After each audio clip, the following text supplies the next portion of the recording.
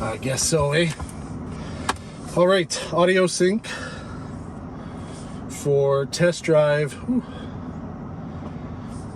Test drive Spotlight. We are in the SL 500.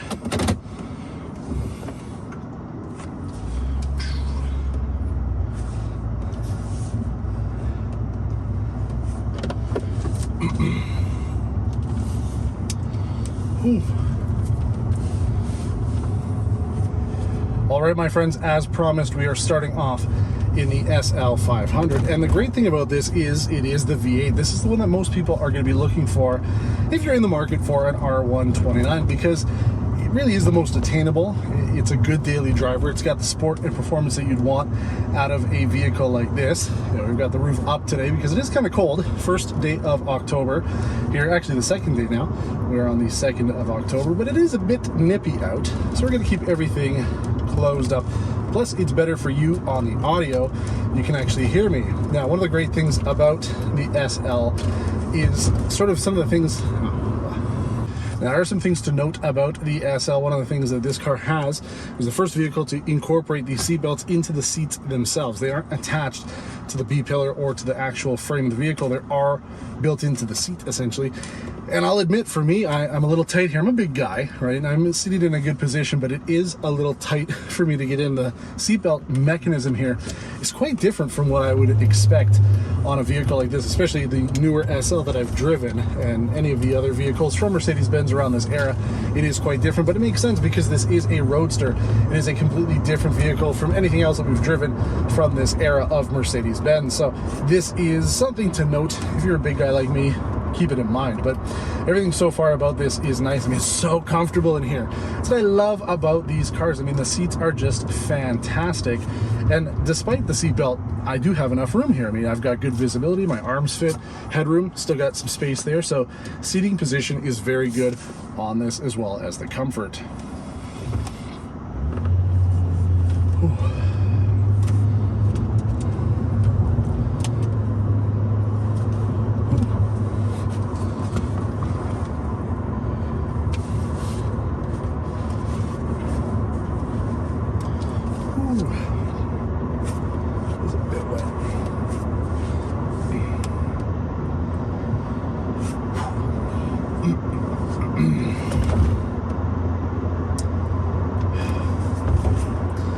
Now, I'm sure there's some people out there who are commenting away on the power numbers for this vehicle, because there are quite a lot of differences depending on where you bought the car. If it was in Europe, it had a little bit different power numbers compared to what we got here in North America.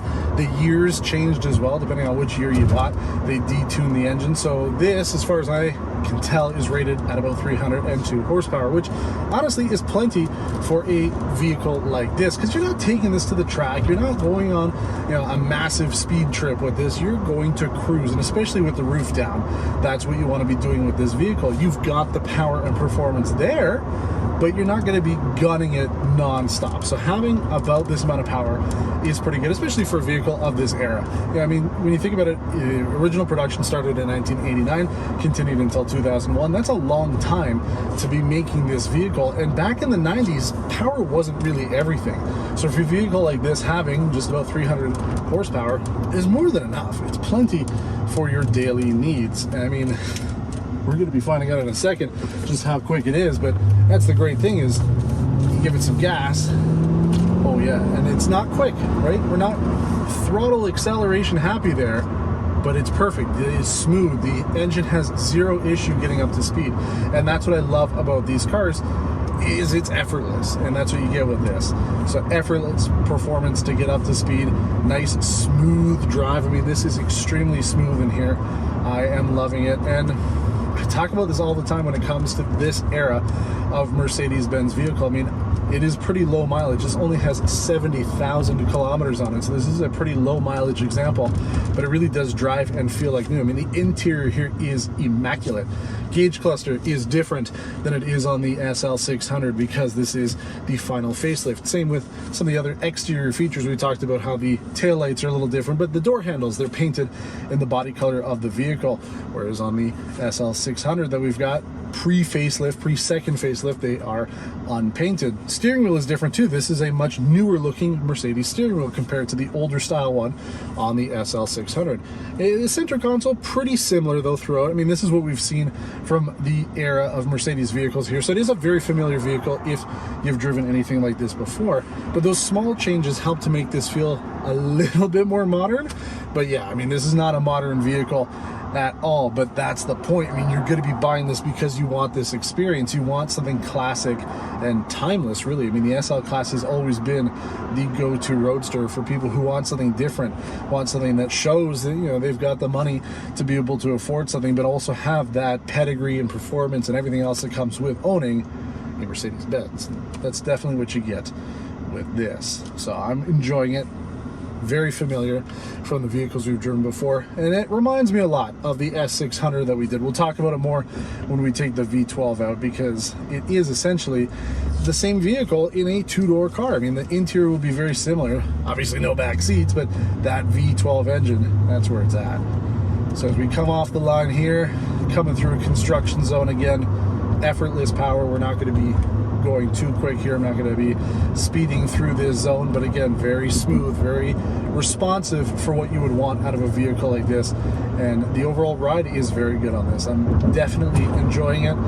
I could see myself driving this not only on the weekend as a cruising car, but as a daily driver. This would be fantastic to be behind the wheel every single day.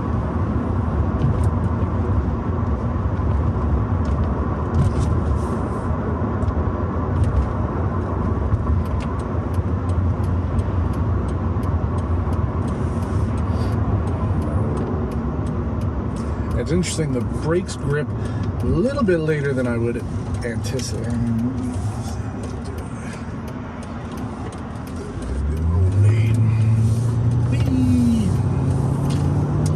Alright, so let's go here, not from a dig, but oh yeah.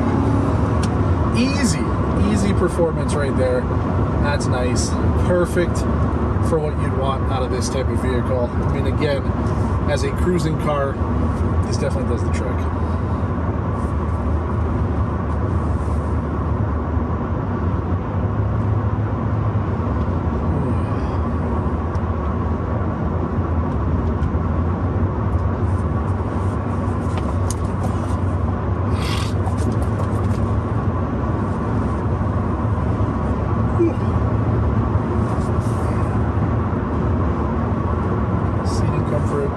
Space we don't have to talk about.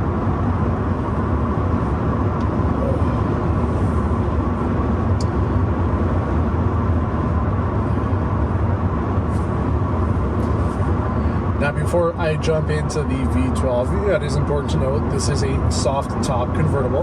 It does have an automatic retract, and something that we talked about when we did the W124 E-Class convertible, this does have automatic deployed rollover bars. So if you do have the roof off, you get into an accident, the vehicle detects you're rolling over, it will deploy those and hopefully save your life. That was a breakthrough innovation when this vehicle came out. But the soft roof does come off, and then you do have a hard top like the SL600 that we have has. So depending on how you want to do things, you've got both options here. It's, you know, not too cold out, so you don't really notice the fact that you've got the cloth roof. You do feel it a little bit, you do hear it a little bit, but you know, the benefit of having both is you just throw on the hard roof when the weather doesn't permit it anymore, and you could drive this year-round. I mean, would I recommend driving this year-round in Canada? Probably not. I mean, it's rear-wheel drive only, but the new one, having 4MATIC Plus, could be a contender.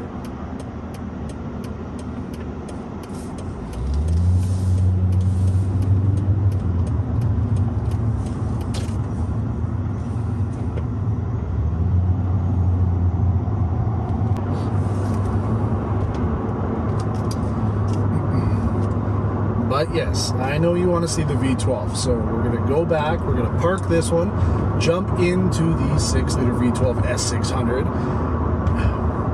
But I know what you guys want. We've driven the V8, now let's get into that V12. Let's see how it compares realistically back to back with this, because I will be turning off the key here and getting right into that one immediately to tell you what the differences are between these two very similar yet extremely different SL Roadsters.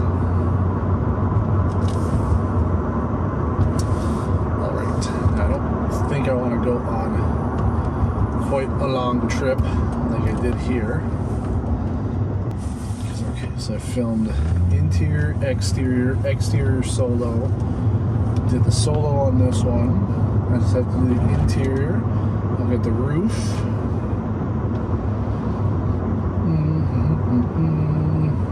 Driving segment's done. So really, just get back, driving segment real quick with the SL600. Go around. Okay, but which way? I'll go Argentina. What are you doing, asshole?